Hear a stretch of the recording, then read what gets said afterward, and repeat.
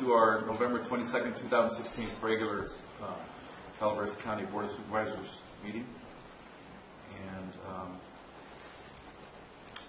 before we begin, I'd like to report out from a closed session we had at the last meeting. Closed session, public employee pursuant to Government Code Section 54957B1, interim county administrative officer board action. On a vote of 401, Supervisor Kearney was not present. The board directed staff to extend an offer to Mr. Manuel Lopez for the appointment to interim CAO effective after the retirement of our current CAO at the end of the year.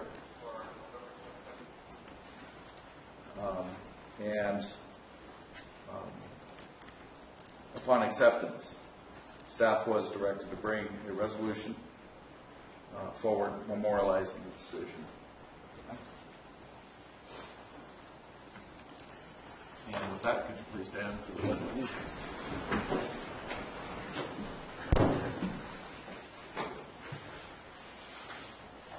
I pledge allegiance to the flag of the United States of America and to the republic for which it stands, one nation, under God, indivisible, with liberty and justice for all.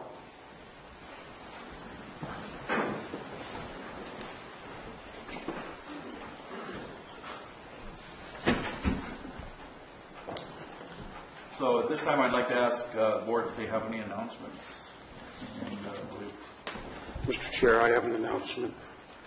I would like to request the board join me and our resident citizens of Calaveras County in remembering the death and murder of Deputy Dennis Wallace of San Joaquin County.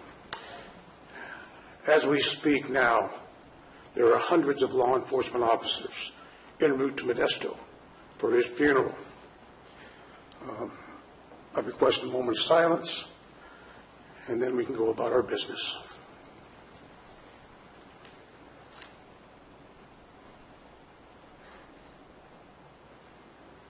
Thank you.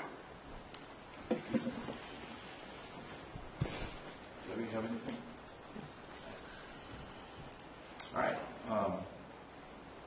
So we have recognition and acknowledgments, and the board to adopt a proclamation recognizing local high school students for attending American Legion's Boys and Girls State. That hasn't been coordinated fully yet, so we're going to kick that out.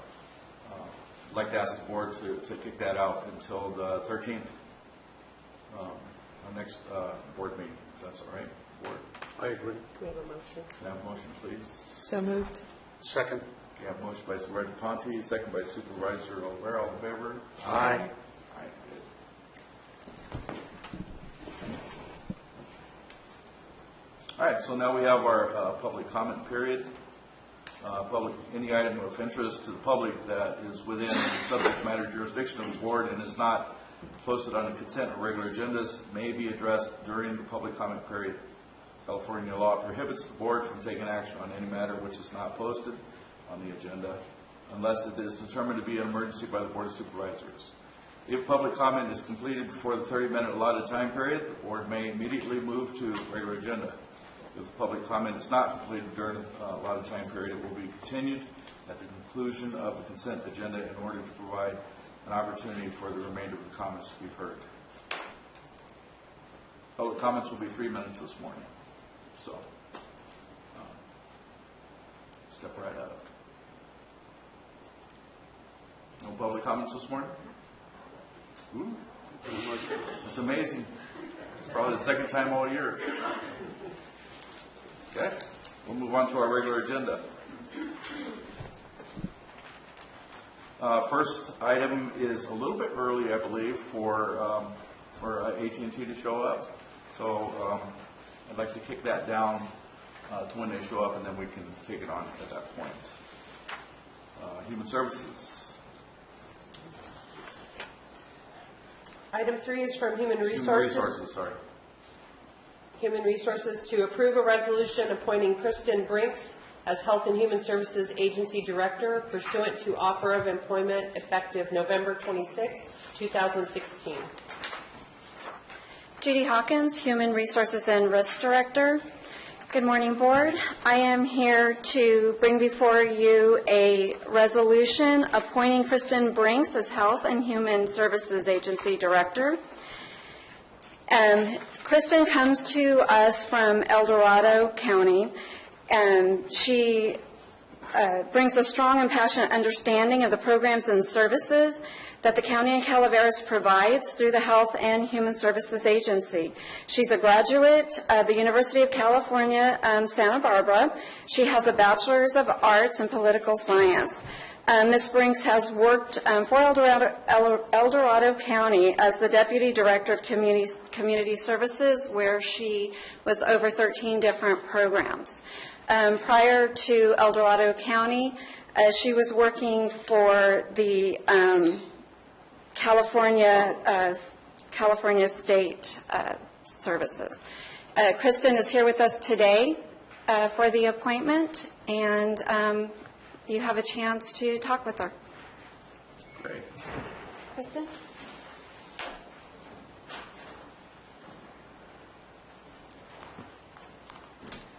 Good morning, Mr. Chair, members of the board. Thank you for this opportunity. I very much looking forward to serving this community and working with our team to provide great services to Calaveras County. You know, I'm sure that's going to happen because after your interview, I was pretty much wore out. So that's a really good indicator right there.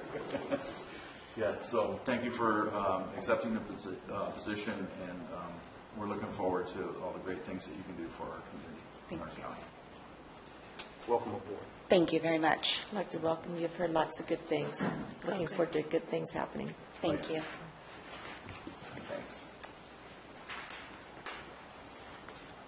Thanks. Human Resources is very excited to have Kristen on board. Good. No, having started my career in the human services area, I think Kristen will do an exceptional job in managing that department and bringing her expertise and knowledge to the county and to provide services to our citizens. So, welcome, Kristen. All right. Yeah. Is there any public comments on that, please? You know what? They're being shy today. I'd like to make a motion to approve. John? Second. John, are you going to come up or? Sure. We're excited about Kristen coming on board, and I want to thank you for the support that you gave me while I was doing the job of interim, and I will happily return to my position as Deputy Director of Health and Human Services. So thank you all, and I look forward to working with Kristen. I think this is going to be a good working relationship, and we look forward to many exciting projects here in Calaveras County in the near future. So, thank you. John, thank you. Yes, John, thank you for, Nice job. thank you for filling in. You're welcome. Glad to do it. Okay. So I have a motion by Supervisor Ponte, second by Supervisor Olivera. All in favor? Aye. Opposed? It's official. Welcome aboard.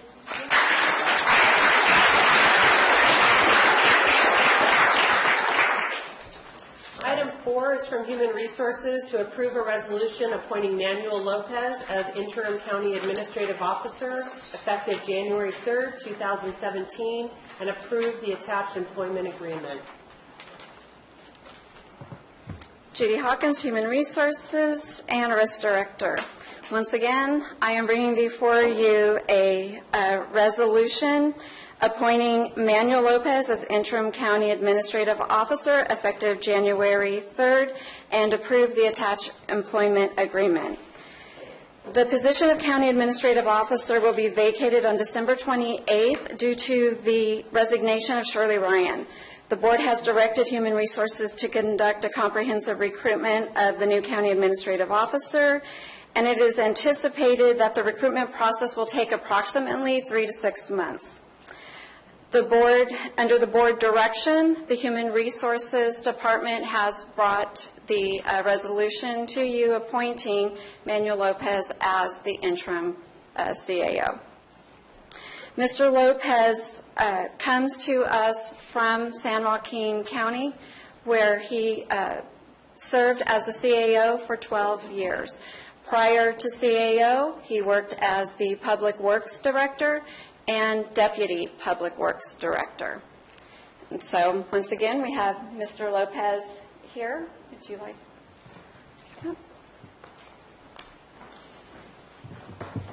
Good morning, Mr. Chairman, members of the board. Not to pre-anticipate what you're going to do, but assuming that you'll approve the resolution, I really look forward to helping this county in the transition as it finds a permanent county administrator. I had the opportunity to meet Shirley just before this morning's meeting. She introduced me to some of her staff. It's very apparent just talking with those 3 or 4 people that you have a wonderful group of folks here. I look forward to hopefully making a seamless transition from my coming in here and trying to assist to the time that you do have the full-time county administrator. Look forward to working with you and future board members. Thank you very much for your confidence in me, and I hope I meet your expectations. Okay, great. Any board comments? Welcome aboard, Mr. Lopez. Thank you so much. You've got some big shoes to fill, and I think you can do it. I understand that very much. I really do. Thank you. Any public comments?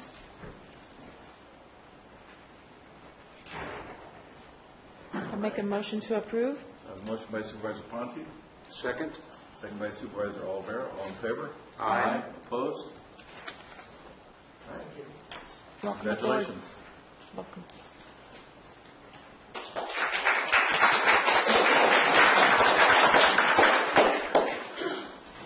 Item 5 is from Human Resources, Building Official Classification Review and Discussion on adding salary steps to department head positions. Judy Hawkins, Human Resources and Risk Director. Today, Human Resources and the CAO's department has come together and discussed the issue with the recruitment of the building department official, and then also recruitment and retaining department heads. One of the main issues that we are having right now with the recruitment of the building official is the salary. In doing a survey of other counties and comparing the salary with what we are paying, right now our current salary is that of a building official within a CDA, with a community development agency. It is not one of a true appointed department head. And in discussions with our recruitment firm that is recruiting for the position, they have strongly advised for us to be able to be successful in the recruitment, we do need to review and raise the compensation. And so that's what I am seeking guidance from the board to bring back to you, a resolution raising the salary. And if the board recalls, this position has been vacant since Jeff White retired last February, and we have done, we did in-house recruitment, then we went out to seek a firm to help us with that recruitment, and again, we're unsuccessful. And as Judy mentioned, one of the issues that the recruiting firm highlighted was the salary range, that being of a building official under a community development agency where they are not a department head. In our case, in this county, that position is in fact a department head. So the recommendation is to return to the board with a resolution and raise the level of that salary to basically be equivalent to what the planning director receives. Correct. And since we have started the recruitment of the position, the building department has changed. With besides the Butte fire recovery and the changes that has brought along, we have added positions to the department. So the department has grown with the adding of the marijuana registration fees. So we have additional code enforcement officers. There are new regulations that they're having to deal with that come along with the code enforcement officers doing the inspections of the marijuana plants. So things that they have to deal with now that that department has not dealt with in the past. That's making recruiting for that department even more of a challenge. Also, I asked the HR Director, Judy Hawkins, to look at was how other counties are dealing with department heads. As long as I've been here, department heads are brought in at an A step, and they stay at an A step for as long as they're here, whether it's 2 years, 5 years, 10 years, 15 years. And the only increases that are received are the COLAs that other county employees, usually following the miscellaneous employees. They never progress through a step progression of A through E like other county, all other county employees do. So I had asked Judy to look at what other counties do in an effort, because we're a small county and we're competing not only against other small counties but larger counties as well. What other counties do to help us not only recruit but retain those department head positions that are so critical, because we have had issues in the past. And we've just talked about it for some time. I really didn't want it brought up until after I had announced my retirement, because I didn't want the employees or the board thinking that this was something I was doing in an effort to raise my own salary, because it wasn't. It's more to continue to be able to recruit and retain for a longer period of time our department heads. Right, and I went out and looked at all of the Central to Northern California counties as well as some of the Southern California counties, and almost 80 to 85% of the counties have a salary steps for the department heads. So it is something that we are competing against when we are recruiting for our department heads, is that there is not growth there. Or if we are recruiting for experienced department heads, we have no way to bring them in at a level other than the one step that we have for them. And when they see that they are brought in at only one step, there is no growth potential. And so we're looking at direction from the board to return with an adjustment to the resolution adjusting the building officials' salary to be equivalent to the planning directors, and to resolution and an ordinance for the elected department heads to create that step progression for those positions. And then being with the adjustment of the building official, then we would, the recruiting firm will go back out with the recruitment.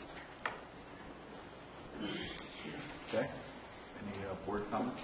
Yes, Mr. Chair, I have a couple of comments. Our salary increase, as noted in our agenda, is 116 and change annually. What's our current compensation rate for this position? 97,000. 97. So we're talking an increase of 9,000. 9,000. I'm sorry. 11,000. 97,000 now, and you want to increase it to 116,492. 13. No, it is. It's 13,000, approximately 13,000. $13,000. Yes. Okay. And this applies only to department heads? Could you identify those departments for us, not including the elected official department heads? We are asking to also include the elected officials as well as appointed department heads. And Which so, department heads are we talking about that are non-elected? and so we are talking about the Director of Public Works. We are talking about the the Environmental Health Agency Director, the Health and Human Services Agency Director, the Planning director. Planning Director. The building official and the chief probation officer. And county council and the chief administrative officer, I see county councils over there throwing bricks at us. So. right? So, county council and chief administrative officer. Can you give us an estimate of what the impact, financial impact would be to raise those via the step procedures like we have in our normal employee systems?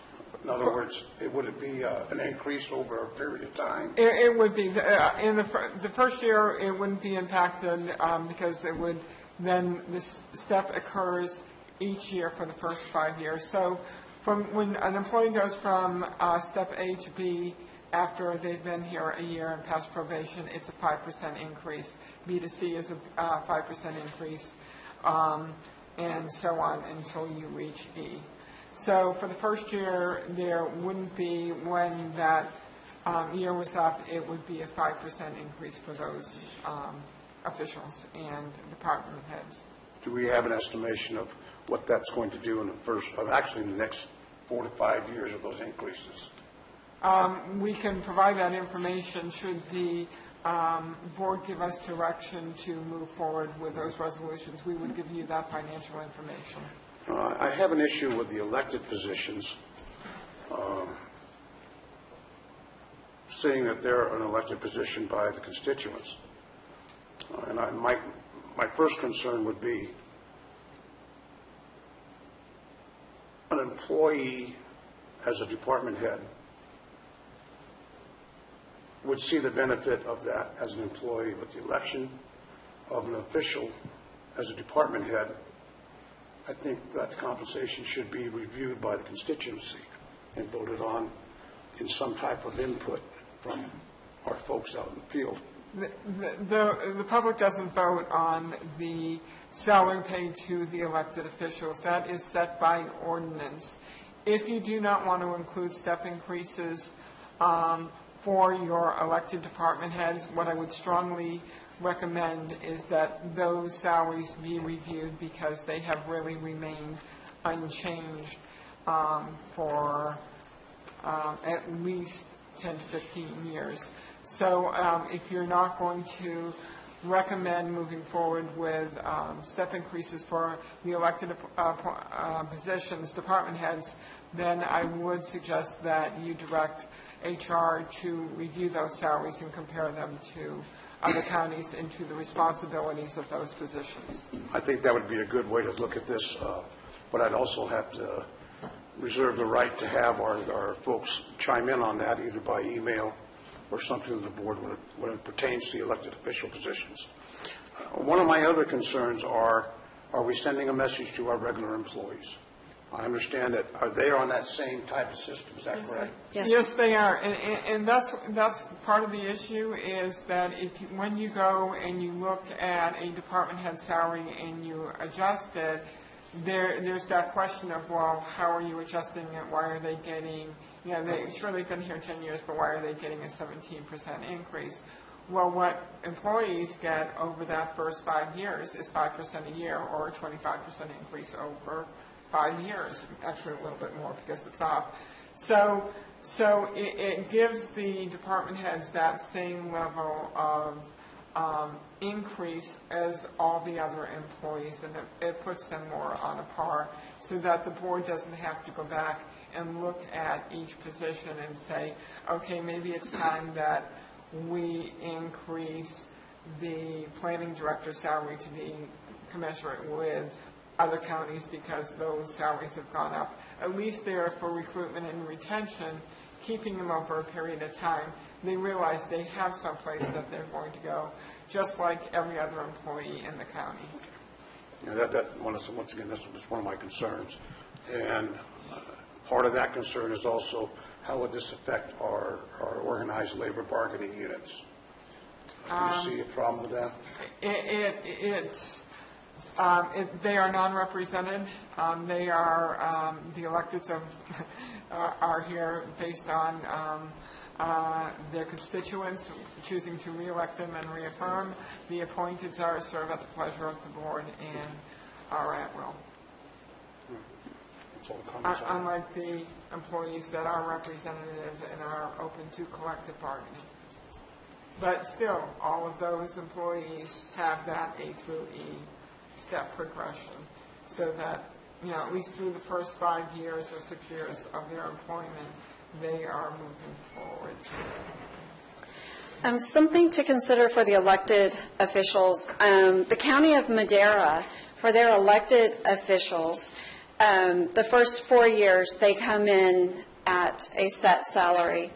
And then after their salary will increase from year 5 through 9, and then year 10 and up. And so as they're getting reelected into their position, then their salary will increase, so they're not stagnant. And so that's another option also.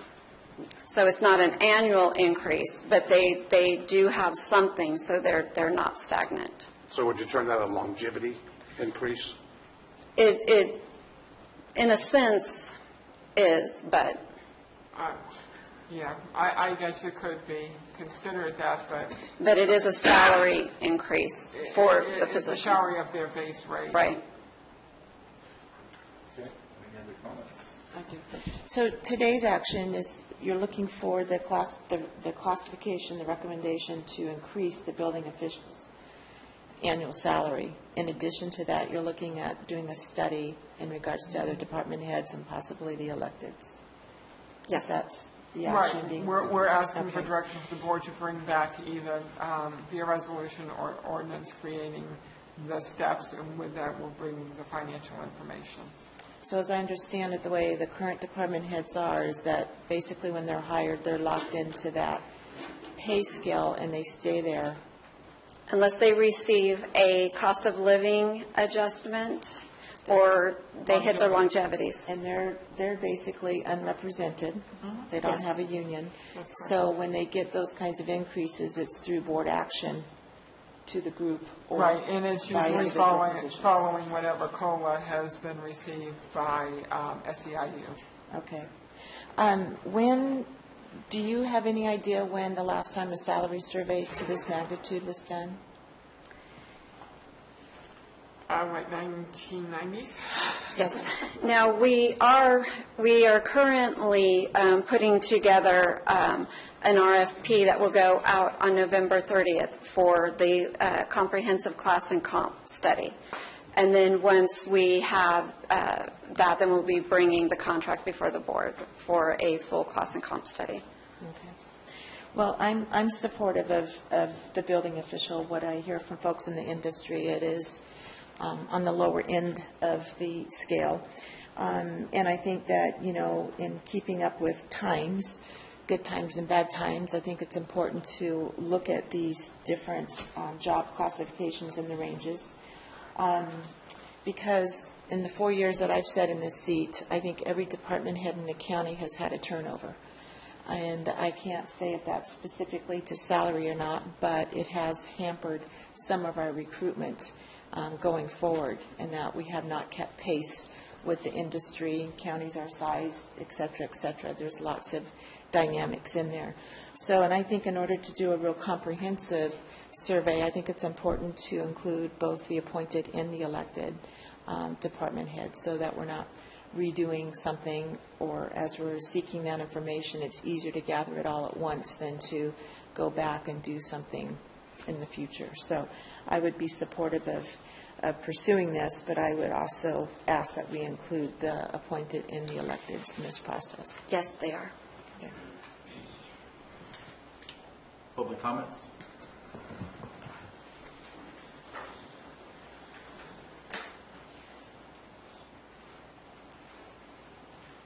Marty Crane, good morning. I just think we're talking about salaries, and we're talking about electeds and county staff, and I don't know where this falls in, but I just can't let the conversation end without saying, where do home care workers fit into this? Thank you.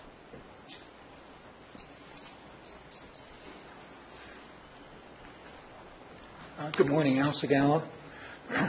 I'm sure glad we got 3 supervisors, otherwise we wouldn't have a meeting. Did you get excuses for not attending, or is this close to the end of their term and they're not interested anymore? Be good to know if they are not here because there's an excuse, because the taxpayers are paying for them to be here. One of the things that's important is in hiring department heads, employees, and anything else that the county does is the return on investment. In other words, you're representing the taxpayers. You're not representing employees or the department heads. And so you need to choose compensation that would be competitive with other places that they could work, including the private sector. And so when that doesn't happen, you need a salary study to find out what the real picture is. We've looked at the jail employees, and we see a dramatic number of people leaving. And there needs to be some intelligence looking at this to find out what the reasons are. And sometimes it may not be salaries. There may be something else going on that's not disclosed. We may have an opportunity for the new board, because it's kind of a unique situation when you have 4 new board members coming in, to restructure the chain of command a little bit. Right now it's based quite a bit on politics, because the board is the one that's selecting the department heads. So if I were a department head, I would look to the board and its complexion and its orientation to decide whether I want to work here or not. And so one way to, not all counties are set up that way. And it might be an opportunity to have more responsibility to the CAO. 30 seconds. Which would become more like a CEO, where they would be primarily responsible for selecting the department head, and then they would report to the board. The board would not have direct contact with the department heads at all, because the board sets policy. It's not supposed to be managing people. And so in doing that, we might be able to overcome some of the problems that we have. Now, it should be said that no matter what system you have, when you have good people, it'll work. And we have good people, so it's working. But this could be an improvement. And so between now and when the new board comes in, it'd be a good time to look at possible structural changing the structure. Thank you.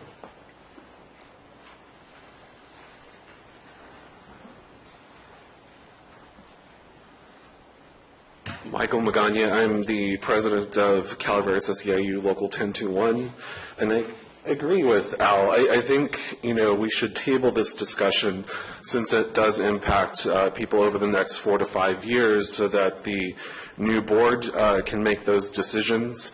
I think, Calaveras is not San Francisco, it's not San Diego. I do believe that we need to enhance the recruitment process, and it may not even be the salary as Al had suggested. So I do recommend that we wait until the new board comes into office, because I think we can fill those positions with people who have the experience, people who have the knowledge to fill those here, not necessarily recruiting from the outside. Thanks.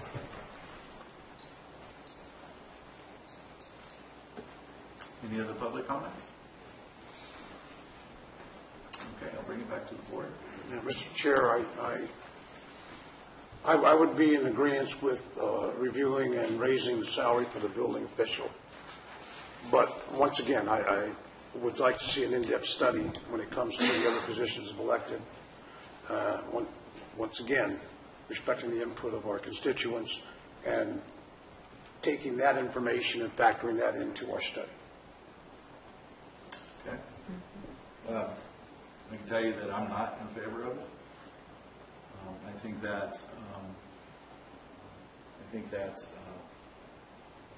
we've been holding back on the contracts for our laborers unions and our working folks, working class folks that are here, the non-department heads for 18-month period because of the Butte fire, and we've asked them to give up a lot, and we don't even know where we're going to fall because of the economy and what's going on right now, and here we are asking for increases for anybody. I just don't agree with that right now, and actually I would be in favor of kicking it out to let the new board make that decision, since it's going to be their responsibility for managing that in the next 4 years. And so that's how I feel about it. So you don't think starting a study now to give the future board and people available information would be a good thing? I think that the studies are there already, and I believe it's probably an excuse to go ahead and start that process. To make that increase on one, you're going to affect a lot of people, that may not agree with that. So let the new board decide. We can start preparing the information for the new board so that they have those information. And as a reminder, when we talk about doing a class and comp study, it's across all positions for the county. It's not just for a segment or a certain class. It is for all positions within the county to make sure that the positions are comparable not only with surrounding counties of similar sizes, but within the county structure itself. Because we have many departments where there may have a different name over here and a different name over here, but they're doing basically the same job. So it would really be a helpful class and comp study across all of that. So that we certainly can provide that information to the new board being seated in January. Good. That'll work. Maybe they ought to do a study on how the income and businesses are doing in the county, so that then they can make their decision on how much they want to pay the folks in the county. So that's my thought. You want to have more comment, or would you like to make a motion? Well, I'm going to make a motion. Okay. I'm going to make a motion to move the building official classification as suggested to staff, and to proceed with the comp study in regards to department heads. And you mentioned the other, it's a broad study. Will that information then, I mean, we're directing staff to proceed. The new board, et cetera, will have opportunities to review that, refine it, make decisions, et cetera. Right. We'll be issuing the RFP, but the contract won't come back to probably until January. Okay. Or even after, regarding what the class and comp study. So it will be up to the new board whether or not they want to move forward, given the scope of the work and the cost associated with that. Well, because that information will be helpful as we do move forward with negotiations this next year as well. Absolutely. And it will identify those positions that may be that are underpaid or may be overpaid, and help us with those negotiations. So I would make the motion to move ahead on the building official classification as submitted by staff, and to proceed with the information to bring back to the board, the RFP, to look at a comp study for department head classifications, both elected and appointed, and all Calaveras County employees. Mr. Chair, before I decide for a second, I do have one question to ask of our Human Resources Director. You mentioned that you did a comparative study of the surrounding counties of Calaveras for this position. Is that correct? Yes. Can you give us the numbers roughly, for Tuolumne, Amador County, San Joaquin County? The problem is it's not an apples-to-apples comparison because they're under a CDA, and so the building official is not an appointed director. They are a mid-management position and not a department head. And so it is not a true comparison because right now we are paying our building official, our salary is that of a mid-manager. So we are in the same range as them, but they are under a CDA. In other words, compensation doesn't meet the responsibility of the position. Exactly. Okay. Is there any comparison county in the state that you know of that compares to the demographics of Calaveras County in that position, in a manager position? I'm trying to get some reference here as to what we need to do for our recruitment and retention. In my conversations with Mr. Bryden, who is recruiting for this position, and telling him what I would, what we are bringing forth to bring the position up to, which is the 116, he's saying that that should bring us a better applicant pool. It's still not as competitive because there is a lack of professionals in this, there's a lack of building officials out there right now.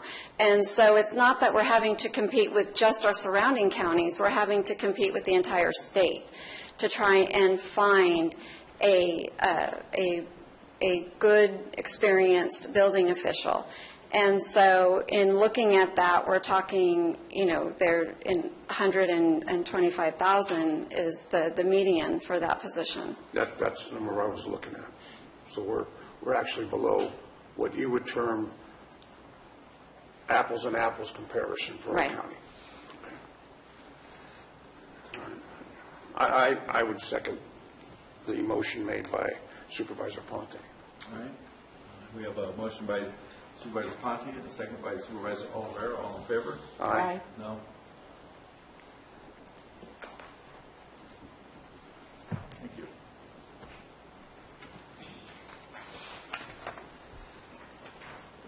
Item 6 is from Human Resources to approve the resolution authorizing changes to position control list for fiscal year 2016-17, addition of Victim Witness Advocate 1-2 position for XC grant.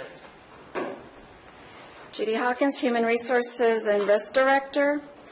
I'm asking the board to approve the resolution authorizing changes to the position control list for fiscal year 16-17 for the addition of the Victim Witness Advocate 1-2 position for the XC grant.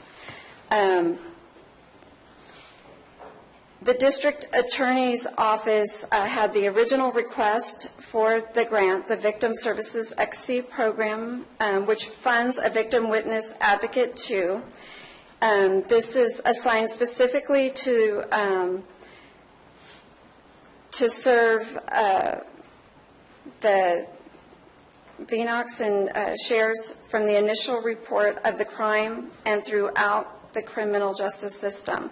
And so what this is the XC grant was approved for the district attorney's office. And so the Human Resources is now asking for the position of the Victim Witness Advocate 1-2 to be approved, which is fully funded by the XC grant. Okay. Board comments? Ms. Hawkins, is this a match on any part of the county as far as this grant goes, or is this position fully funded by the grant? From my understanding, it's fully... The grant is a 2-year grant, and there is a county match of a little over $40,000 over the 2 years. But the board has already approved the acceptance of the grant, and these are just the positions that were a part of the grant. Okay. Thank you. So you're Right. And if we do not have a person in this position, from my understanding, we would have to return funds to the grant. Okay, any public comments? Alsagana Taxpayer Association. Boy, I sure like the idea of care for victims of crime.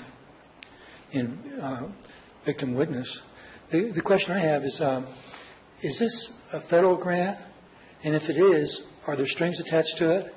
And if they are, what are they?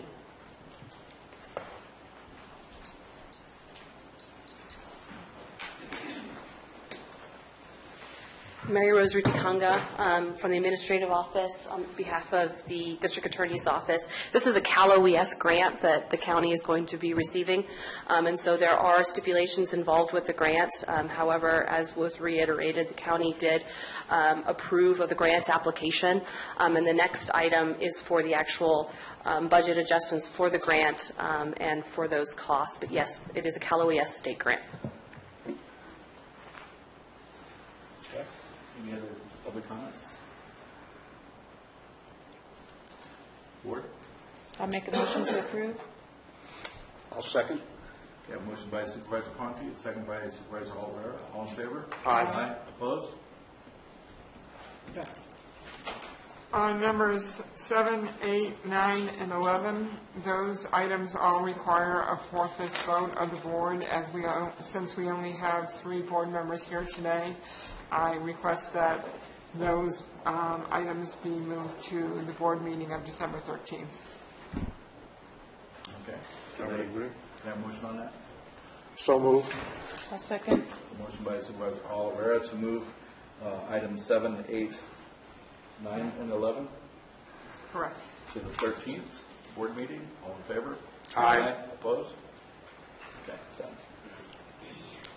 Item 10 is Community Development Block Grant. 1, conduct a public hearing for the purpose of soliciting citizens' views regarding the closeout of Community Development Block Grant number 13-CDBG-8947, and after receiving public comment, authorize submission of the closeout certification to the state. Good morning, Terry Cox, Cox Consulting. I do have my regular sign-in sheet for anybody that's attending this public hearing, and written comments regarding the county's Community Development Block Grant Program can be addressed to the Health and Human Services Agency. So as was mentioned, this is the final step on your 2013 grant. The activities involved in that were food bank, public services, job training services, single-family rehabilitation, and then as a supplemental, you had the senior transportation program. So for those activities, the food bank served 3,245 households, provided them with bags of food for periods of time. For job training, there were 33 persons served, and of those, 21 became employed and 8 were in training at the time that the block grant funding ended. There was 1 household assisted by the single-family rehabilitation program, and 54 received transportation services. Now, these activities were provided by the Resource Connection for the food bank, Motherlode Job Training for the job training activity, and Common Ground Senior Services for the senior transportation activity. So I'm happy to answer any questions that you have. Board, I have one question. Can you expand on the expenditure for the single-family rehabilitation, 1 household for $93,000? Okay. What well, do we do for that kind of money? You did not. I'm sorry, what? That was the budget. The amount that was actually used was about $22,000, $23,000. Okay. But because the state authorized that activity fairly late in the grant, and you were working out in the Butte Fire area, the applicants had a really hard time getting contractors to respond to give them bids. And so the time expired before they had more than one that made it through the whole process. Okay. And so as I understand it, you budgeted $93,000, you spent about $20,000? Is that what you're saying? A little over that, yeah. What happens to that excess of $73,000? Does that go to a different phase of the grant, or? No, you're just not able to draw that down. So Okay. it remains at the state. All right. Yeah. All right. Thank you very much. I understand. Terry, is that the same with the other grant monies as well? Was everything expended here? or- Yeah, the rest of all the others was expended. Okay, and can you tell me the time period of this grant? Yeah, it just expired the 30th of September, and it would have been basically 2.5 years before that. Okay. Any public comments?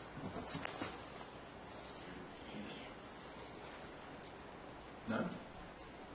All right. Have a motion, please. So moved. Have a motion by Supervisor Calaveras to conduct.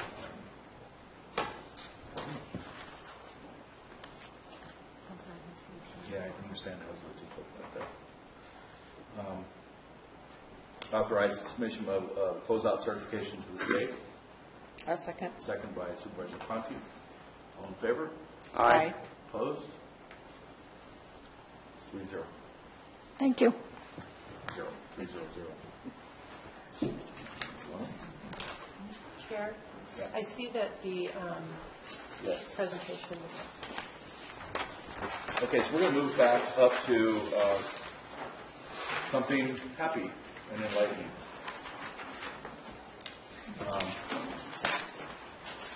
Our number two on the agenda from the ward was to recognize a donation from AT&T to Calaveras Recovers.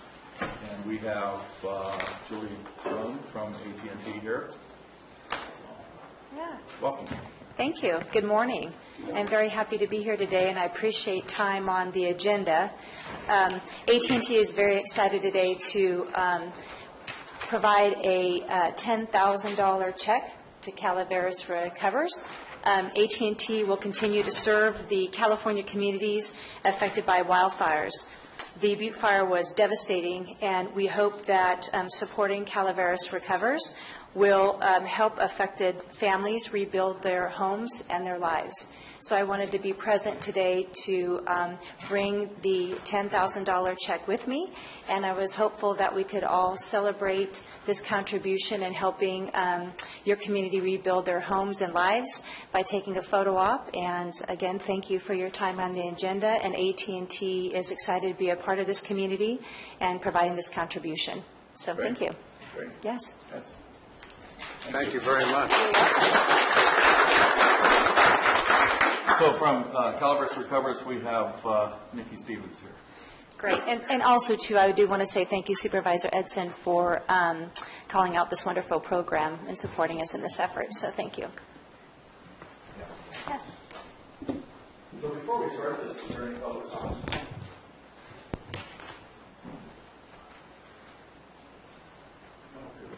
Good morning, Nikki Stevens. On behalf of Calaveras Recovers, we want to formally acknowledge and thank one of our amazing community partners, and we want to continue to encourage our community to support our efforts. And like I've said before this board, and I have repeatedly said out of the community, and I'm going to keep on saying, if you can't support us, as this team has been able to financially, you can support us with your great wishes and your prayers and your love for one another for this community that we live in. As we all know, it is truly a recovery process. It's going to be for a duration of time, but we are very confident in the fact that we are laying the foundation for future unfortunate disasters that can happen in Calaveras County. But once again, on behalf of Calaveras Recovers, we want to thank the collaborated effort before you here that you see. And on a side note, too, on behalf of Calaveras Recovers and on behalf of the citizens of Calaveras County, my heart, I attend church in Mountain Ranch. We were very grateful for your outreach when you came during the worst time of our lives just to provide communication.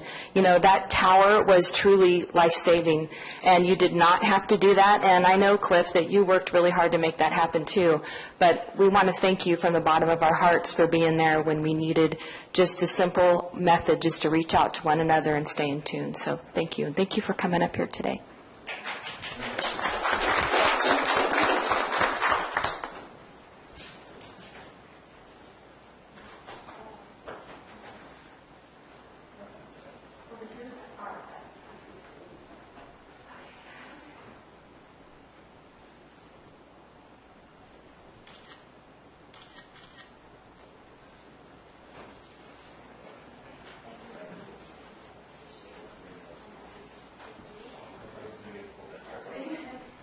Take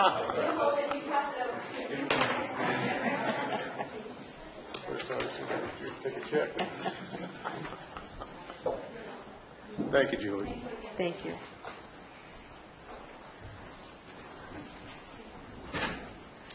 Item 12 is from the Planning Department to adopt a resolution to establish agricultural preserve number 357 for 200 acres of land owned by Anthony J.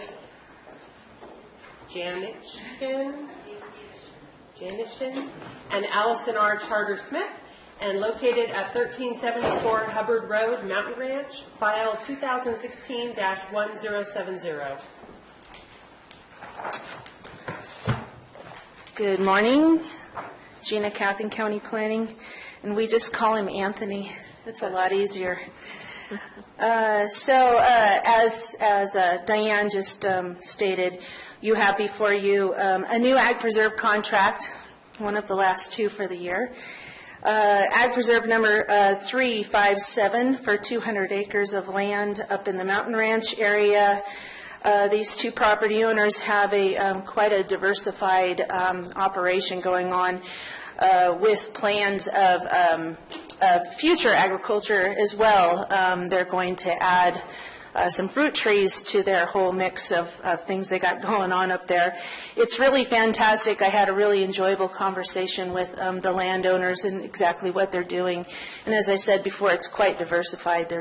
They're growing some crops, and they're raising sheep for wool, and they're custom raising hogs, and they've got free-range birds, chickens and ducks, and they're selling eggs, and it's quite an operation. So if you wanted to know a little bit more about it, you could either go on their website, or you could probably get Allison to come up and talk to you a little bit about it. But nevertheless, they presented an application to our Ag Commissioner. The Ag Commissioner's office met with your Ag Advisory Committee for the county, and their recommendation to you is that you approve the contract for 200 acres, putting 2 parcels into the Williamson Act. Any board comments? Public comments? Yeah, this is an easy question, and it's one that's been repeated. When you approve changing the tax structure, which I think you're doing, it'd be a good idea to have some sunshine on it and indicate exactly how much tax money is being reduced by this change, if any. And every time we have these type of things, we're going to repeat the same question. We need sunshine. We want to know the amount of money that's going to be changed in the tax structure. Thank you. Any other public comments? Board? Mr. Chair, I don't know if we have that information regarding Mr. Segala's comments. Is that something we need to really take a look at, or? The Williamson Act, there was a reduction in the amount of property tax based on the type of land, type of operation. I don't know enough about it as to what that savings is. That would be something that either the assessor or the auditor controller would need to bring forward to say, this is what it is when it's just regular, and this is what it is in the Williamson Act, and what the difference is. But they would also have to be prepared to report out on what the amount of money that would be created by the business or the agricultural business that's there.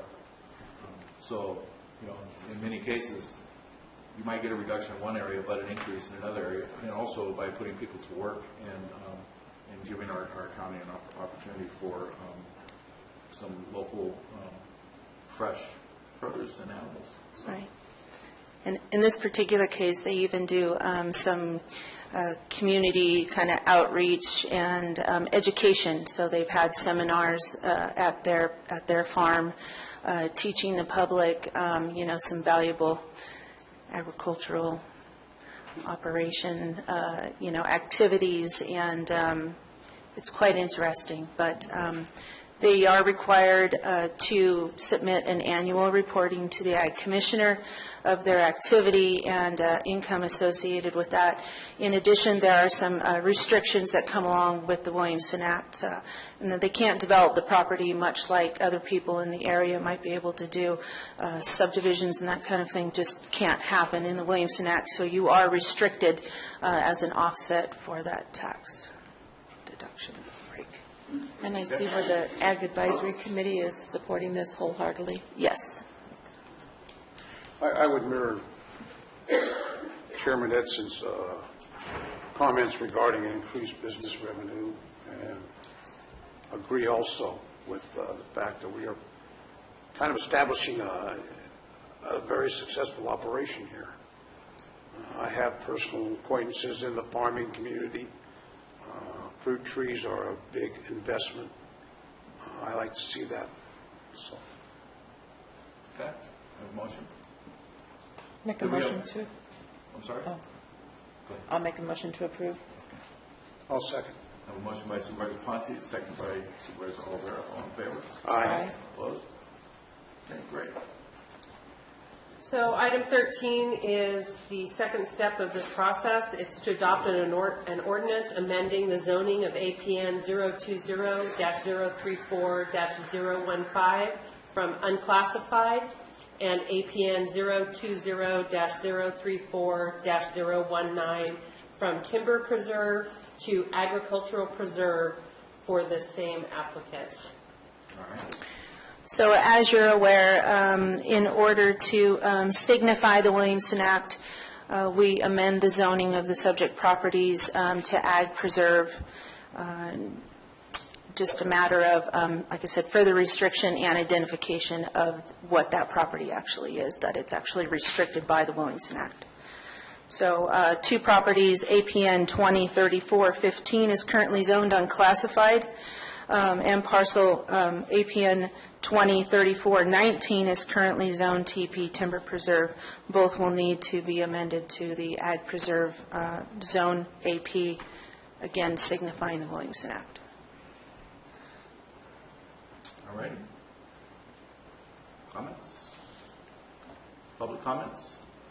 Do you have a motion, please? Make a motion to approve. Second. I have a motion by Supervisor Ponte, second by Supervisor Olvera. All in favor? Aye. Opposed? Great.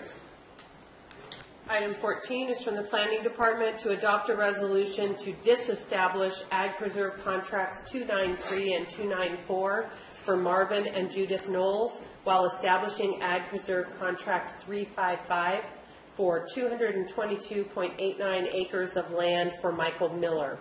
The property is located at 12550 Hogan Dam Road near Copperopolis, APN 050-021-034 and 050-021-033, file 2016-1068. So this is simply just a matter of a change in title. So the land is currently restricted by Williamson Act. Mr. Michael Miller purchased the 220.89 acres from the Knowles and just wishes to, they have to disestablish the existing two contracts, reestablishing a new contract in Mr. Miller's name. All right. Board comments? Public comments? Motion, please. So moved. Motion by Supervisor Ponte. Second. Second by Supervisor Olvera. All in favor? Aye. Opposed?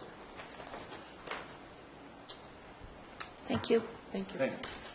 Item 15 is from the Building Department, introduction and waiver of the reading requirement for the proposed changes of the ordinance amending Chapter 15-04 Uniform Codes of the Calaveras County Code to adopt by reference the 2016 California Building Standards Code with local amendments as required by Health and Safety Code 18938B.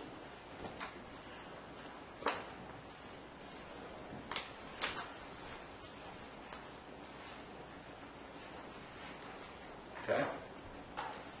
Anybody here from that department? It doesn't appear that they are. If you wish, much like with the item for the AT&T, if you want to move it until later in the agenda to see if a representative of the building department is available. Mr. Chair, I would appreciate if we did that. Yeah, me too. Okay? We'll kick it out for later on in this meeting.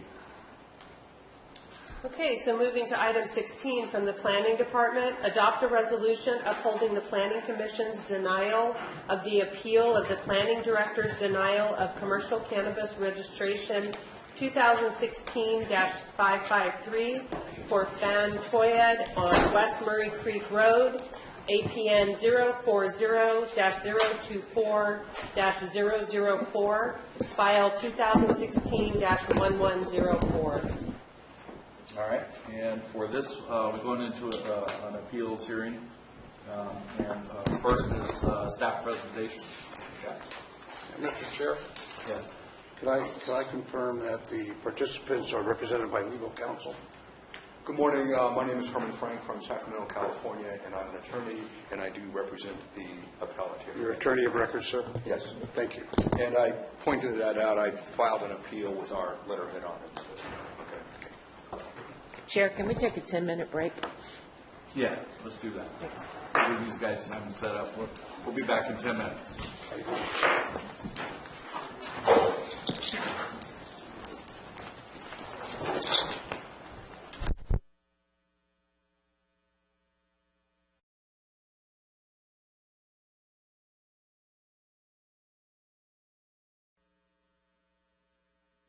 Yeah, okay, go ahead.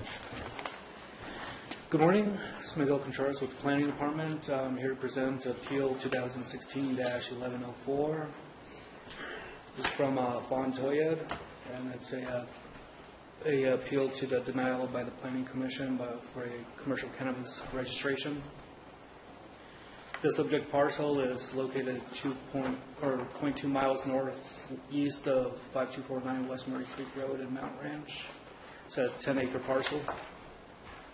The reason for rejection by planning initially was because the applicant or the appellant provided inadequate evidence of cultivation and provided false and misleading information. As you can see right here, all photos that he submitted with his original application are date stamped for 22/2016. In these photos, you can see numerous black pods as well as the commencement of a PVC irrigation system. However, looking at aerial imaging from a month and a half later, or June 3rd, and also May 31st, the Google Earth image, there's no evidence of these pods or irrigation system being on the parcel.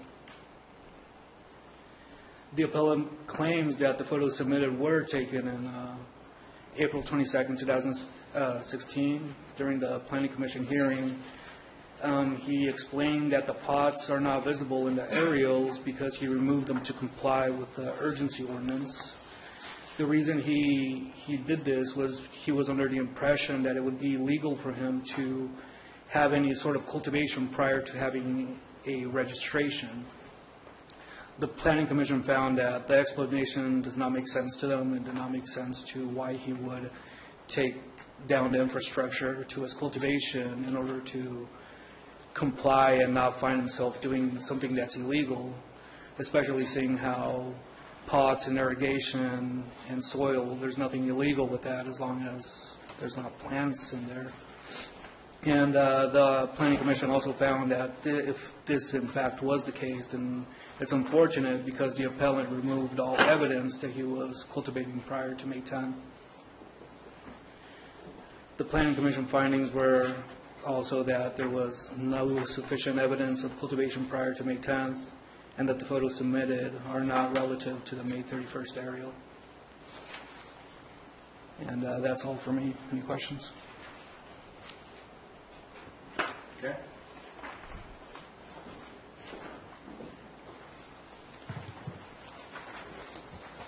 Any other staff presentation at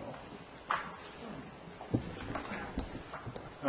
This is a familiar fact pattern for us where photographs are provided by applicants showing evidence of cultivation, and then aerial photos show that they weren't there, to the extent that we've seen this so frequently that we even started calling it the case of the disappearing pots, and this is another case like this where there was no, he provided evidence, but the Planning Commission deemed it to be false and misleading because the aerial photos showed that the imagery was inconsistent with what the photos showed that were applied at the application.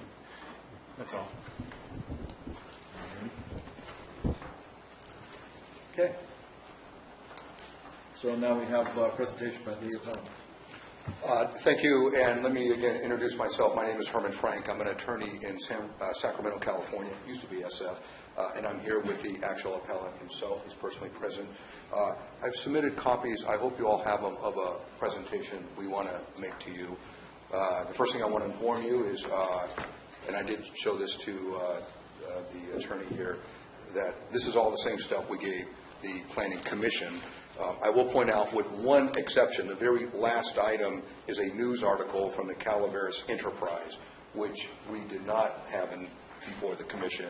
And I think you might allow, and I hope you will, I asked for it. It just gives you an idea of why. I'm going to cite that as a reason why they did what they did, just so you know. The first thing I would please urge all of you to do is to, if you may, or if to make it part of this record, is the video or other recording of the Planning Commission hearing. They have made some representations about what was said there, and I'm here to tell you that that's just not the case at all.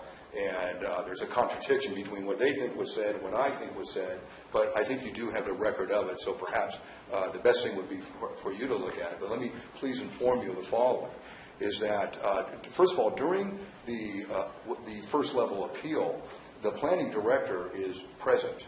He sits right where county council is right now. Good morning. And I want you to be aware that he needed to correct one misunderstanding about your own ordinance. And what it was is, just like he indicated, evidence of cultivation was not shown. Well, just so you know, that's not what the ordinance says. And the planning director, of course, I don't claim to be any expert in this ordinance, but the planning director was very well aware of it. And what you needed to do was show a demonstrable ability to cultivate. So it's kind of like you got to be all ready to go. That's the way I interpret it. And that's why they submitted the photos that I have given as numbers. If you look at pages 11 of my submission, 11, 12, 13, 14, 15. These are photos that are from April 22, 2016. On page 11, you'll see it's actually date marked at the site. And when the planning director was looking at these photos again, he could see that, I mean, you can look at it. It is in a ready status. You've got the growing bins there. You can see it's excavated. And I might add, it's done in a very nice way. I hope one thing that these cases introduce this whole community to is a little bit of information about the Hmong community. I think they're kind of unknown or maybe getting known, but I want you to know they are fundamentally farmers. And they actually are more used to farming really on a hill. One of your requirements in the ordinance that the planning director confirmed is that this farming needs to be excavated. So that's one of your rules, and I would just like you to point out you can just see from it that it was excavated. Well, after he was asked, why did you take everything out? See, it was all there. And then when the county planning people come in and take photos of it or Google Earth, and there's nothing there, well, what happened? And council indicates that this is sort of a pattern here. Well, I'll tell you why. Because your ordinance is confusing. And with all due respect to the drafters of it, when you came out with an ordinance that said you need a permit. Now, it used to be they would grow out there 99 plants, no permit. And as I understood, it was explained to me during the last appeal, one of the purposes of this law was to kind of legalize all that. You know, if you've been out there before and you're growing, we want to make you legal. And to me, hey, that sounds pretty good. So that was their idea first, is just to do 99 plant cultivation without any permit. They had all that stuff in there, and then the county passed a law that says you need a permit. And he then applied for a permit. Now, you can see his application on page 2 there. Or actually, page 2 is the notice that he submitted an application. What we were told at the hearing last is that when you receive this notice, you take this notice out to wherever your operation is and you post it. And as long as you do that, you're going to be A-OK. You're allowed all the stuff you have out there you can have. Now, I believe the way it was explained, you can't cultivate until it's granted, but at least you can have everything there. I'm not even sure if I interpreted that right. But here's the problem. This notice of application pending for medical cannabis cultivation nowhere says on it that while this is pending, you may have all your stuff out there. I can just tell you, my client misinterpreted the statute, the new ordinance, as requiring him to pack up and leave. He explained to the board at the last hearing that what he did is they basically brought it over to Trinity County. Trinity County is one of these counties that has, you can just show up and grow 99 plants, no permit required. And it is an economic boom. I wish you could see it, and you can see it on Google Earth. It is amazing. And it's done, people with homes are doing it, they're making a lot of money, it's supplementing the income of the county, it's all good stuff. And I realize, as far as a policy decision for this county, you'll have to make your own determinations of what's the best for this county. But I'm here to tell you something about a legal rule. And I want to give you the rule of Chalmers versus City of Los Angeles. I just talked to counsel about this. The case site is 762 Fed 2nd 753 1985. Chalmers versus City of Los Angeles. Basically ruled inherently inconsistent ordinances violate the due process clause. And I want to give you a simple example. Suppose you pull up to a traffic stop, and there are two lights up there, and one says red and one says green. And as a citizen, you don't know, gosh, do I go or do I stop? And this is kind of the predicament my client got into. When there was a new law passed saying you need a permit, they moved their stuff out. So they had it all there, and then they moved it out. Now, once the planning director heard that explanation, see, nobody really ever asked him. All they did was see the Google Earth, and it was sort of like a gotcha. You're like, aha, here's another one of these phantom growers, like council says. We got a whole bunch of these. Well, guess why? Because a whole bunch of Hmong people believe that when you pass a law that says you need a permit, that you're not allowed to have that stuff out there until you get that permit. When I explained to the commissioners that that was his interpretation of the ordinance, their statement back to us was, well, you guys got it wrong. You got it wrong. And I'm looking at that going, well, you know what? That could be our mistake then, or his mistake in interpreting it. And that also explains the mistake of many Hmong people in moving everything out. You could look at that, they look at that very suspiciously as some kind of a scam. But really what it is, it's a bunch of people who are a little bit afraid of the law sometimes. And they want to make sure, let's be sure we don't have any violation here. So they basically move their stuff out. And that's why I showed you that media article at the end. There was some very significant law enforcement effort here to stop what is basically now going to become legal. I mean, as you know, there's a new day here with the recent election, but we're still dealing with this ordinance. What I would like you to know under this Chalmers case is that they had two inconsistent ordinances about selling T-shirts. One said you can't, the other one said you can. And Chalmers was a woman just trying to sell T-shirts, and she was getting mixed signals here. This kind of inconsistency in a statute is something that becomes actionable under the Federal Civil Rights Act as a due process violation. I want to point out to you that in reliance on the program you had here, my client actually spent quite a bit of money. And we did put this on the record during the last hearing. On page 28, we have the following expenses I'd just like to point out to you. Property lease, that's to his landlord, $35,000.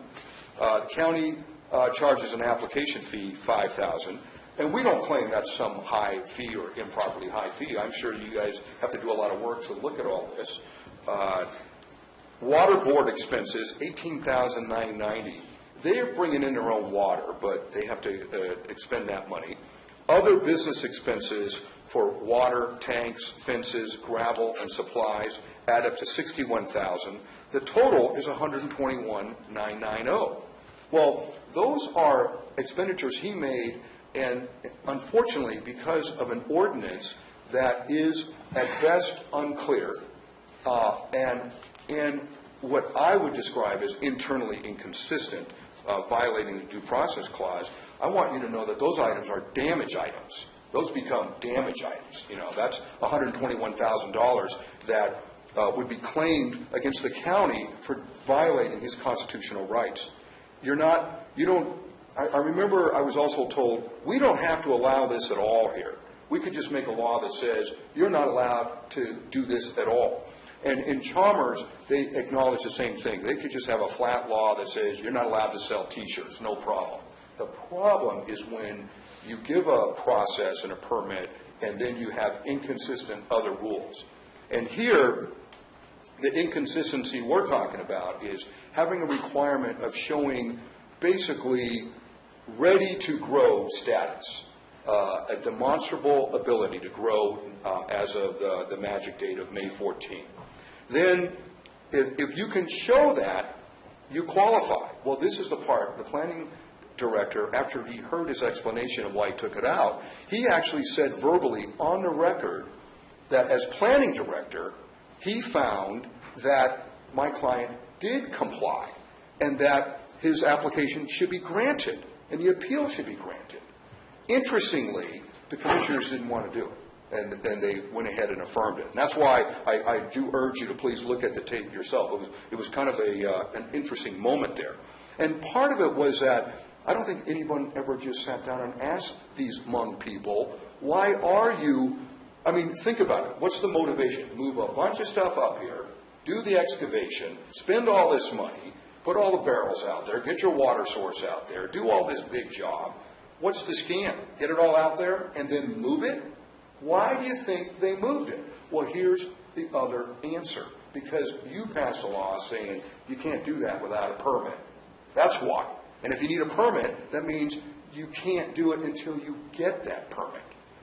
What I'm told, and I was told again this morning by counsel for the planning department, is that this notice of application, page 1, or page 2, I'm sorry, that this kind of makes a type of temporary permit. And the idea is that I would challenge you on is, where does it say that? Because it doesn't say that. It just says, it basically says, you have an application submitted. That's what it says. And it doesn't say, pending this, you are allowed to have all your stuff out there. Now, if that is what it means, the question, and part of the case of Chalmers, is that the ordinance just needs to be reasonably stated so that people can understand it. Let me give you a direct quote from Chalmers. Government regulation must be sufficiently clear so that ordinary people can understand what conduct is being prohibited. Ordinary people, not lawyers, not engineers, not professionals, that have been in this business forever, but just some ordinary human. And these ordinary humans believed, and not just one, but apparently many, that once you pass a law that says you need a permit to grow 99, well, you know what? They respect the county has that right to pass that law, but pending that, they don't think they can have their stuff out there, so they removed it. So what we had asked the Planning Commission, and we asked this board to do now, is to please re-examine this issue seriously and understand that it's not a scam that everybody left. And I very much disagree with what was said here, that it was found to be a scam. They didn't make that finding at all. What they had said was it was a mistake, that my client made a mistake in interpreting the law. And we would stand corrected on that. We're not really arguing that we didn't make a mistake, but we would submit to you that an ordinary human needs to understand what you can do and what you can't do. The ordinance doesn't make it clear. They told me the ordinance doesn't say you got to move everything out. And I pointed out the ordinance doesn't say you can leave everything there. What it says is it's basically prohibited until you get a permit. That's what it says. They interpreted it just as that. You've got to take your stuff out until you get it. I would request that you reverse what happened. These people could get all their stuff back out there, no problem. It's excavated. It's ready to go. They're going to do a very good job. They have their own water source. They've got the fences up there. They'll get everything ready to go. I had asked the Planning Commission to please, in light of the planning director's comments, to please send it back to planning. That's my real request here. And let them re-review it in light of their statements, and let them re-decide the issue on their end. County Council President at the meeting advised that they didn't have that option, they only had either you affirm this or you reverse it. They don't have the option to send it back. I would ask that you please send it back, and I would ask that you look at it as something that you very well should do in light of this due process issue I raised on Chalmers versus City of Los Angeles. Whatever local rule says you can't do it, the United States Constitution due process clause should trump. And I ask you to please send it back to planning, let them do their job. I'm sure they'll do a good job on it, and they will then understand that this can be approved. And the alternative, if you don't want to send it back there, we ask that the appeal be granted and that you allow this growing operation to occur. Thank you. Okay.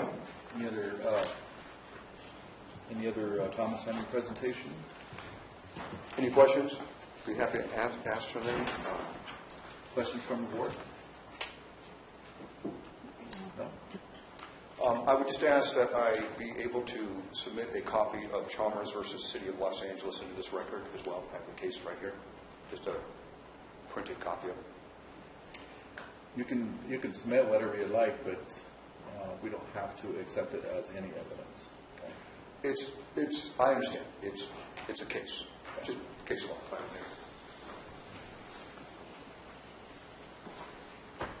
I submit it as law, not evidence. Okay. Thank you.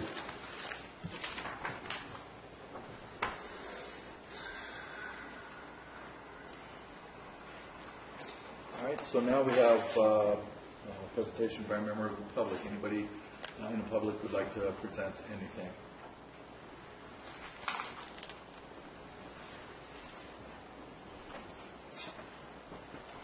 Alsagowan Taxpayer Association. It looks like this same thing has come up before, as the question of whether the establishment of an ongoing concern would include preparations and expenditures for the business. I think it might be in the taxpayer's best interest to review the case law and refer it back to the Planning Commission for review, and also to review the video of the Planning Commission to see if what the applicant's saying is true or not. Thank you. Any other public comments?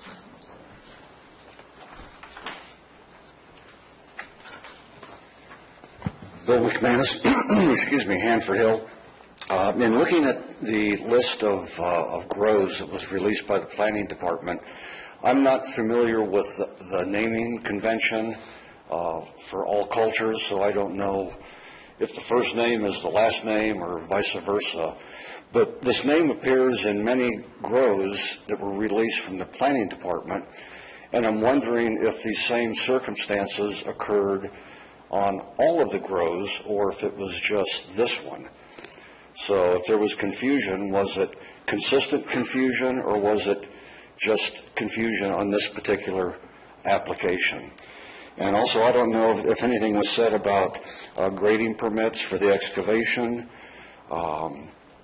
determination of whether it was legal or not. And as far as I know, and I've read it a few times, the word permit doesn't exist in the urgency ordinance. You have an application and then you have a certificate of registration.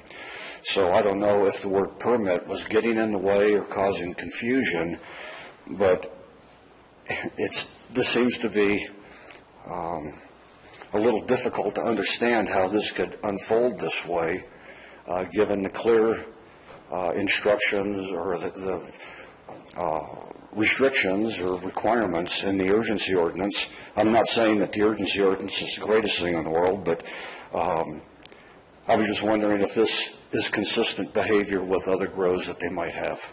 Thank you. Any other public comments?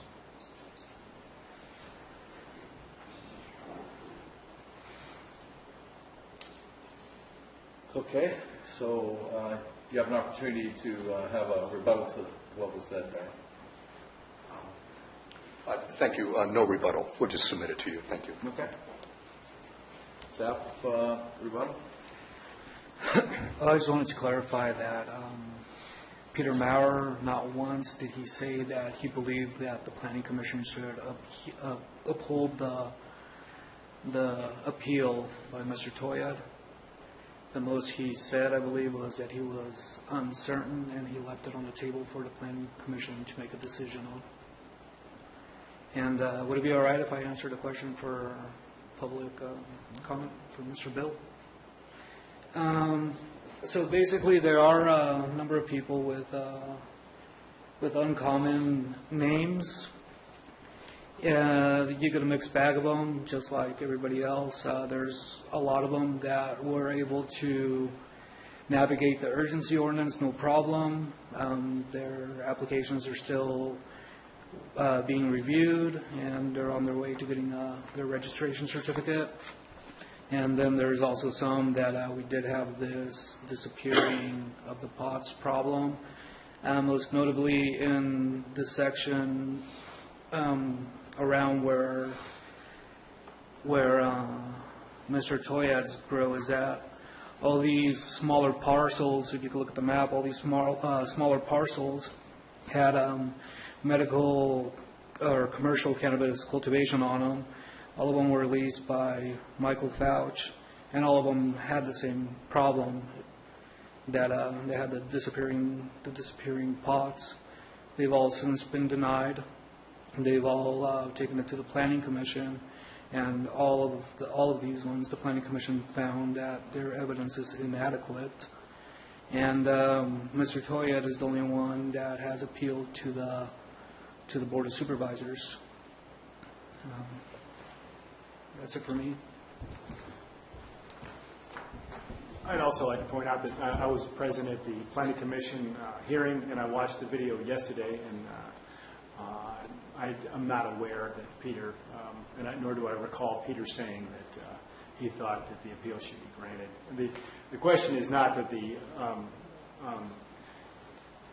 pots were removed or that there was widespread confusion and people removed pots, because there is actually no way you can construe any provision of the urgency ordinance to say that you can't grow. The idea is that we register existing grows and that they continue to grow. And those who would have their registration denied were those that couldn't prove that they were cultivating prior to May 10th. In this case, the applicant provided photos that were date stamped April 22nd. When we looked at the aerial photographs, we saw those pots weren't there. The appellant says that he removed them because of confusion in the ordinance. The Planning Department and the Planning Commission found that those April 22nd photos were false and misleading, that they were not, that they did not show that there had been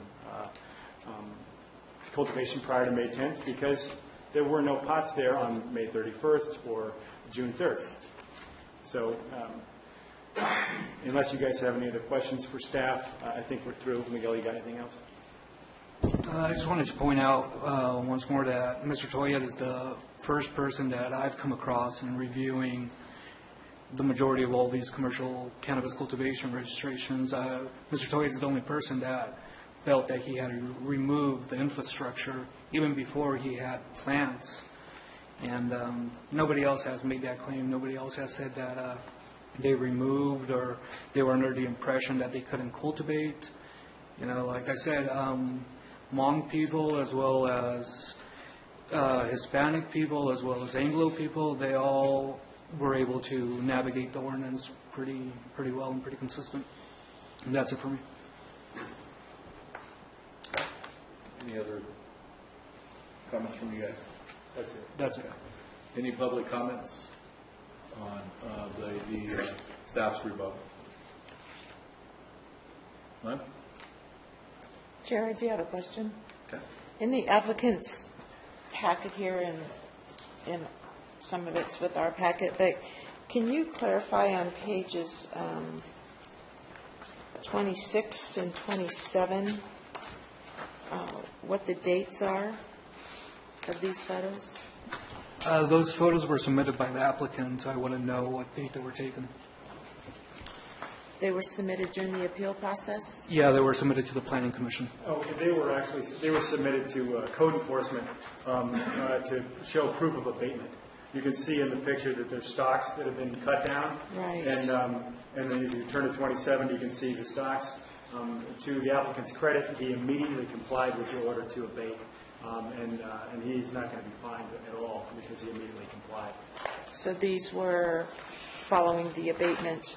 Yep, and that occurred, perhaps the applicant can correct me, but I believe it was early October, so it's unlikely that he had a meaningful harvest. Okay. So, counsel, there was an order of abatement issued? That's correct. Okay. And what date was that order issued? I don't have the date in front of me. What do you got? I believe it's... Supervisor Calaveras, the letter from the, sorry, never mind, I had Page 23. Yes. September 26th, 2016 was the date of the notice of violation in order to abate that was sent by the code compliance unit. I did find it. Thank you, counsel. And thank you, Supervisor. Any other questions from the board? All right. So I do have a question. So at some point then, I see the 22nd, there's activity in April. The aerial views of June 3rd don't show as much of the activity. And then after that point, the pots were brought back in or established or something? Yes, that's correct. And so what it looked like when it was abated is pretty much what the grow site looked like sometime after June 3rd to abatement time? Mm-hmm.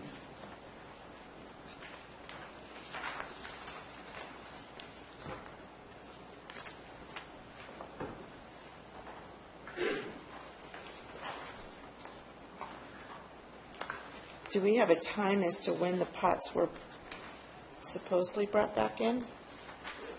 Or the garden was reestablished or established or? I don't recall what dates the applicant said at the Planning Commission hearing, but it was obviously sometime after June 3rd. So between June 3rd and abatement time then? Mm-hmm. Okay.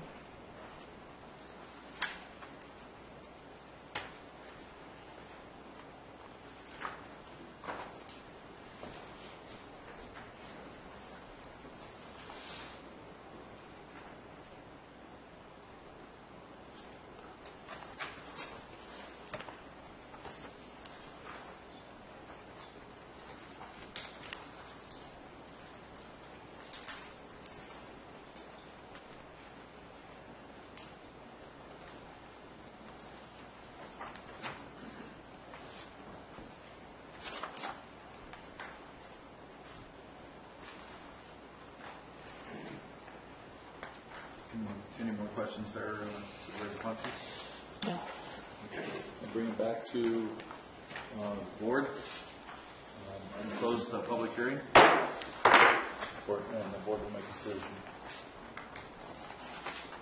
Okay, so do I have any discussion on it? I mean, I do find where the photographic evidence is very misleading. You know, on April 22nd, there seems to be quite a, I don't know if the right word is mature or not, but a very active farming operation going on with all of the plant pods and the irrigation and the tanks. And then looking at the aerial photograph, it looks as though it's just wiped out. So I don't see any evidence to where, you know, there is anything left over. Okay. So I do find where it is misleading in that regards. It's a lot to take out and clean up. And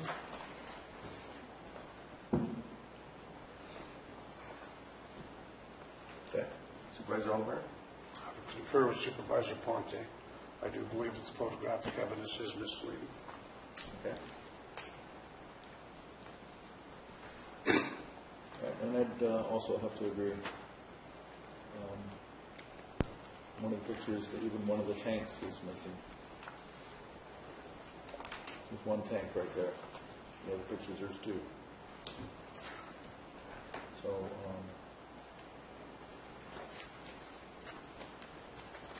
can I have a motion, please? I move that we adopt a resolution upholding the Planning Commission's denial of the appeal of the Planning Director's denial of commercial cannabis registrant 2016-553 for Fan Toyd on West Murray Creek Road. All right. I would second. I have a motion by Supervisor Conte to uphold the appeal from the Planning Commission. I have a second by Supervisor Oliver. All in favor? Aye. Opposed? None. Thank you. Chair, can we take a break to allow them to take down their equipment? Yes. Have 5 minutes. Thank you.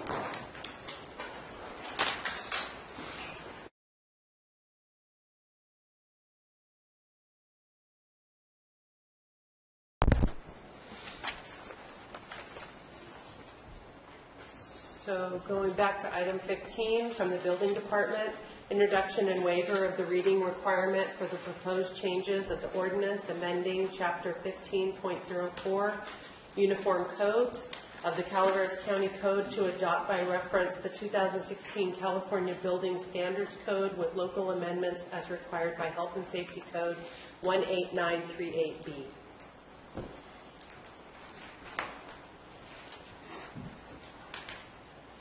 Good morning. Todd Barr with the Building Department. Excuse us, you caught us a little off guard. We were a little overbooked this morning, I think.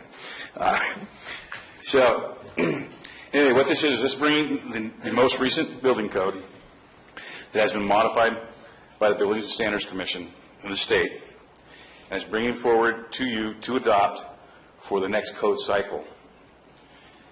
The funny thing about this is, or not funny, is this code will actually take effect January 1st as it sits. We are bringing it forward to you to adopt with no further amendments than the State Building Standards Commission has made to this bill. Any questions? No, that's good. Okay. I do have a question, Chair. Sure. So, in essence, this code is adopted by the State of California effective January 1st. Yes, it is. It's an international code that the State of California does some modifications to, and then they adopt it as state law. Correct. And this is a first for this California code. In other words, we had a choice of international code or uniform code. Is that correct? No. Okay. I'll go for it. California takes the international code that's developed by the International Code Council. Then California adapts it to the diversity, basically, that's within the state because of the different elevations, mountains, beaches, so on and so forth in the state. California takes that and adopts the code, and also makes more stringent some of the energy earthquake requirements, and basically conservation when it comes to water and things like that. So the California code is more stringent than the international code, which is then adopted at the state level and becomes state law. Did I clarify that? That clarifies. Okay, great. Thanks. Thank you, Mr. Moore. All right, can I have public comments, please? Al Segala, Taxpayer Association.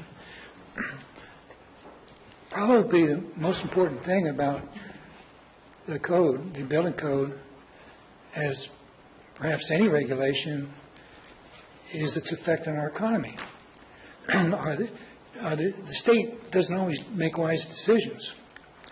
And it might be good to know the nature of the changes that the state made to the International Building Code to get an idea how it's going to affect our local community and our economy. Also, it's important to get feedback from the building industry. These are the contractors and people that have to abide by that code. And I'm not sure if that was done. I know at the level of the building code, the International Building Code, they have a committee with contractors and building officials as well as building industry to review it and perhaps remove things that could be hurtful. But I'm not sure if that's been done at the state level. And I understand that the county has not added any more requirements to the state code, so it might be a good idea to know what the response is from our local contractors if they're familiar with what this new code is. And another question is, if you have concerns about this, what would be the effect of not approving it since it's now state law? Is your approval really needed? And if you don't approve it, what are the consequences? Thank you.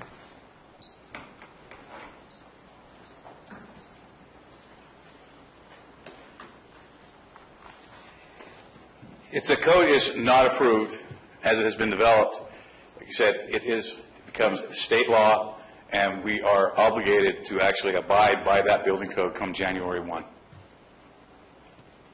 The Building and Standards Commission also has met at length, considered the international code, and made their modifications.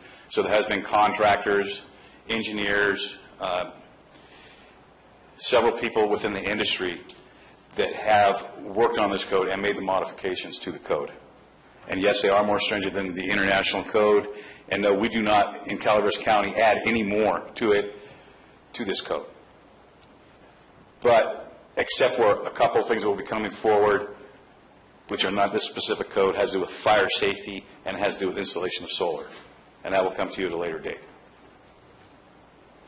So the question is then, what does it say we didn't approve this, right? Does that mean that at the beginning of the year, when the state law takes effect, does that mean that it would stop the building department from being able to issue permits under the county if the county doesn't approve a resolution? No, I don't believe it would stop the building department from issuing permits, but the building department would be obligated at that point to issue permits in compliance with the new code. Okay. So our action is just reaffirming the state code? That is correct. I mean, that's something, if I recall, we do most times. Yes, every 3 years, each code cycle, we do that, yes. So it's sending a message out to, say, our local contractors, engineers, et cetera, that we are supporting the state code. I mean, by this action. Supervisor Conte, I just want to remind the board, the item before you is the introduction of an ordinance. So this is just for the first reading, the introduction of it. If it is in fact introduced, it would be brought back at a future date, future board meeting for adoption, and then 30 days after that it would go into effect. One of the things with this is to update and stay on top of our current code to stay in compliance and to have the most current state laws referenced. And that's what building was doing when bringing this forward, was anticipating that, that the new laws were going to be going into effect January 1, 2017. And so this was bringing forward an update to our current code to adopt those laws to keep our current code in compliance and referencing the most current state laws. Thanks, Mr. Barr. In light of all this discussion, have we trained and brought our building department up to speed on the California building code? Or are we going to, or? Yes, we are. Mr. Leonard, thank you. Hello. That's an ongoing process, and I'll let Michael take over now. Okay. You have to forgive me. We have a new addition to the family, so I'm running late today. Sorry. Little girl. 9 pounds, 3 ounces for the record. Sorry, we're a little bit of discussion here. The question was, we've got a great presentation by Mr. Barr regarding this issue, but my concern is the building department gearing up for this to come effective January 1, 2017? Oh, absolutely. The plans examiners, building inspectors have all been in training thus far. The Building Standards Commission starts, and ICC starts giving out trainings about a year prior to the code change. The meat of the code remains the same. You still get to the same destination, just kind of take a different path to get there. We're not 110% ramped up. No department is, but we're well on our way, and we'll be right there by January 1st. Okay. Thank you. Okay. Public comments? Any more? Only one. Okay. Only one? Sure. No, you already had one. I know, but I hope you let me just ask a question. You already had one. Oh, okay. Sorry. Any other public comments besides that? Okay. And just real quick, Board, one more thing. If we don't adopt, the state just adopts it for us. We're kind of just going through the motions here. And we didn't amend the code at all. And that would be the big sticker for us if we did a bunch of amendments, local amendments. We did 0. I felt the code was sufficient as it was. So January 1st, the state will give it to us anyway. Right. So this is just the first a waiver of the first reading. Yep. Okay, and then it'll come back for adoption. At that time, maybe it would be a really good idea to bring what changes there were. Yeah. If I brought what changes there were to the code, we would be here for 3 days. So I can highlight, I think it would be prudent maybe to highlight some significant changes that will affect the county. But the internal technical stuff, I wouldn't see the value. Significant would be great. You got it. I'll bring that back. Okay. Thank you, Mr. Renner. Thank you. Thank you. Thanks. Have a motion, please. So moved. Have a motion by Supervisor Calaveras. No second. Second by Supervisor Ponte. All in favor? Aye. Opposed? Okay, on to the consent agenda. Consent agenda items are expected to be routine and non-controversial. They are acted upon by the board at one time without discussion. Any board member, staff member, or interested party may request removal of an item from the consent agenda for later discussion. Is there any members of the public that wish to remove a consent agenda item? Board? No. Okay. Can I have a motion now? So moved. I'll second. So we have a motion to approve the entire consent agenda by Supervisor Olivera and seconded by Supervisor Ponte. All in favor? Aye. Opposed? Okay, it's done. And then we'll move on to supervisor announcements. Any announcements? I'll start. Attended a Child Support Service Agency JPA board meeting yesterday with Supervisor Calaveras, and the agency continues to perform well, certainly meeting the goals as established by the board in regards to collections and keeping abreast of what's happening in the industry in this regards. Had a review of the executive director, and we gave her a good review. Have an EMS meeting in December.